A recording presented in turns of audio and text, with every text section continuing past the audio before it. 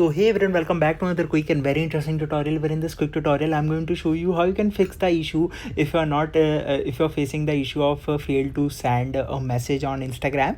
Now first of all, make sure you are on active internet connection, because that's the necessity. Now another thing that you can do, for example, if you have sent someone a message on Instagram, if you have sent someone a message that they are not following you or you're not following them, then Instagram provides that facility that you can only send a message once to them. So make sure to write one message only to them, because after that you're not able to do that. And apart from that, if you're still not able to send someone normally some messages, just simply click on that small red icon that appears if a message failed to send, and hit that, and just simply hit retry, and that really gonna help you, and that will directly resend your message to them, and that's really work.